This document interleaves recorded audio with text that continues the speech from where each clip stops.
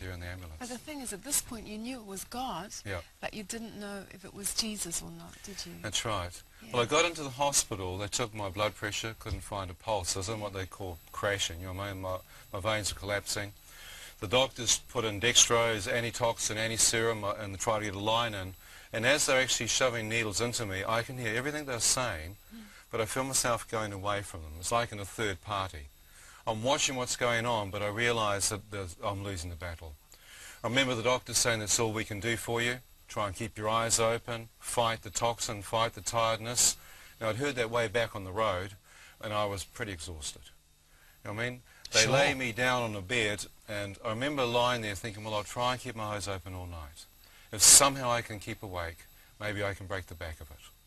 I got so tired that I took a break. I thought, well, I'll close my eyes for a few moments, have a rest, and then I'll have another, another go at it. As I closed my eyes, I felt an amazing release, a sense that the battle to stay alive had finished.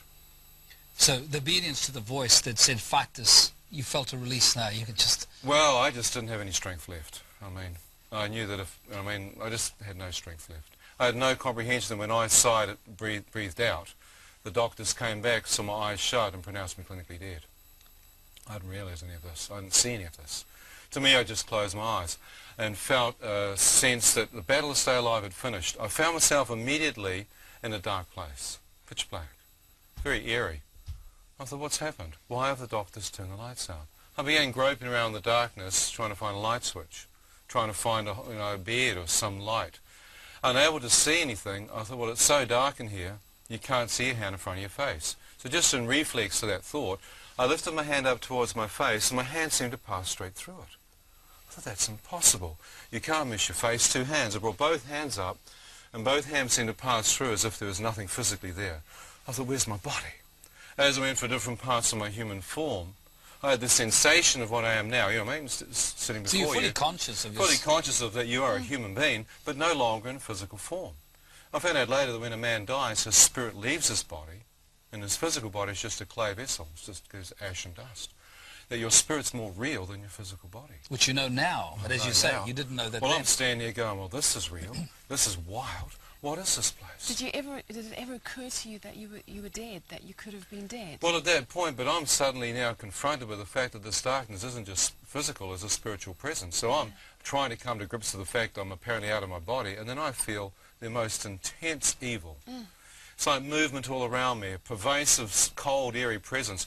I can hear movement, and I can actually sense the presence of something coming towards me, like invisible eyes checking me out. I then hear voices screaming at me from the darkness, yelling at me, telling me to shut up, that I deserve to be here, that I'm in hell. And as I'm standing, I'm going, is this hell? I thought, man, this could actually be hell. You know what I mean? You could be here 5 minutes to 5,000 years. You can't tell time. Even though you'd prayed the Lord's Prayer Yeah. at that time. But look at Psalm 23. Yeah. The Lord is my shepherd, even though I walk through the valley of the shadow of death. Yeah. I shall fear no evil. Now, I had evil all around me, but this evil couldn't touch me. Why? Because just before I died, I made the Lord my personal shepherd in my heart. As I'm standing here, in Acts 26 says there's a kingdom of darkness, you know what I mean? But I watched a beam of pure white radiance come through the darkness. As this light penetrates through it, it touches me and literally touches the entire person of my being and lifts me, translates me out of the darkness up into this glorious white light. As I'm being drawn up, I'm thinking, man, is this real? What's going on? I look behind me, and far beneath me I can see the darkness fading away. I thought, man, this could actually be taking place. Now I'm captivated by the fact that I'm being drawn towards a circular shaped opening far above me. And I find myself drawn into this tunnel of white light. As I'm drawn into it, waves of pure white radiance come issuing forth down in thicker intensity.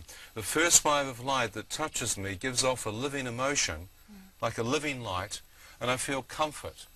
The next wave, pure peace. The next wave, as it's coming, I feel absolute joy sweep through me. I try and see what my hand looks like, because in the darkness I couldn't see my hand in front of my face, and I see my hand transparent, full of light. I'm thinking, that's bizarre. It's like I'm a spirit being.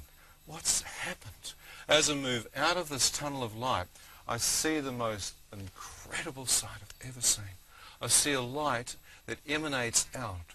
I'm looking in what appears to be the hub of the universe, the powerhouse, the central core of all life and light. As I'm looking at the central core of it, I'm thinking, what on earth is it? Is there a person in there? Or is this some energy in the cosmos? Is this some focal point of power? Sure. As I'm looking at it, I'm captivated by the intensity of the light. A man speaks from the center. The moment I hear his voice, I realize it's the same voice that's been talking to me, Yeah. you know what I mean, throughout the evening. He says, Ian, you know what I mean? Do you wish to return? Like by name. I thought, he's got my name. Return where? I look back and see a tunnel of darkness. I thought, what is this? Where am I? You know what I mean? I thought, well, I don't know where I am. If I'm out of my body, I wish to return. You know what I mean? And he said, Ian, if you wish to return, you must see in a new light. I thought, light. See the light. Are you the true light? As I asked the question, words began to appear before me. God is light, and in him there is no darkness at all. 1 John 1:5. As I'm reading these words, I'm thinking, is that God? I thought he's completely separate from darkness. I see no shadow, no evil. Could that be Almighty God? I thought, well, he knows my name. It's like his spirit can search the depth of my being. I thought, if that's God, someone's made a mistake. They've brought the wrong person up. I should go back in the darkness where I belong, crawl into some rock. As I began moving back from his radiance, knowing that he could see everything, a wave of pure white light moved towards me. I felt an intense sensation as liquid light entered me and began depositing unconditional, pure love. Unconditional. Unconditional. No strings attached. As I felt, now I knew what lust was. You know what I mean? I knew what passion was. Sex. But this was pure love, unadulterated. As it swept into me, I thought, love? How on earth can God love me? Another wave. And I said, God, I've cursed you. I've broken your commandments. More of his love kept coming. I had no comprehension that the fact that in that ambulance when I asked him to forgive me of all my sins, he did. That I stood before him as if I had no sin. As I'm standing there, the waves of this liquid light filled the inner core of my being. My spirit literally felt alive. As I opened my eyes, I was encased in radiance. I thought, I want to step through.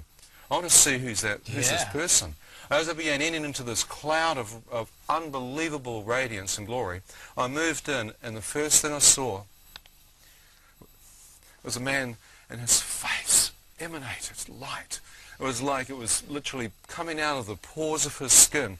There was such an intense purity and radiance that was 7 to 10 times brighter than all the light that I'd seen. I could see his hair was white as white. He had arms outstretched to greet me, and he had garments and robes reaching down to his bare feet. As I'm looking at this person, I am overwhelmed by the purity. Wow. And the intense holiness that is pouring forth from his person into me. It's literally coming into the core of my being. I thought, that must be God. I walked in closer. More and more of this purity and holiness entered, and then I began to get within a few feet of his presence. He moved, not permitting me to see the form of his face. So I had no idea that no man looks upon the face of God and lives. As he moved, behind him was an opening. I began looking through this opening, and I had a glimpse right into eternity.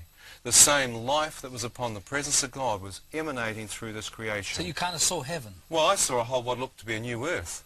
God said, I've created a new earth and a new heaven for those who love me. I found out later. So I'm standing here looking at a new earth, crystal clear stream, flowers, trees, every part of it. I'm thinking, I belong here. I was created for this place. I mean, I wasn't born on this miserable planet. As I'm standing here, I'm going, this is where I belong. I'm home. It's paradise. Just about to enter, and he came back in front of me and said, Ian, do you wish to go in? I thought, yeah, I want to go back. He said, oh, do you want to go back? I said, well, I don't want to return. And he didn't move. I said, I had no one to return for. He still didn't move. I looked back, and right behind me was my mum. My mum's still alive. Clear vision of my mother, and as I saw her, I realized that there was one person who loved me. I thought if I stepped into heaven, my mother would not know I prayed. She'd have no clue that I gave my life to Jesus in the ambulance. She'll think I went to hell. I said, God, I want to go back. Right. I looked back again, and next to my mum now, God showed me my dad and hundreds of thousands of people. He said, son, if you don't return, these people won't get a chance to hear. So those are people that would hear your testimony. Yeah, but Like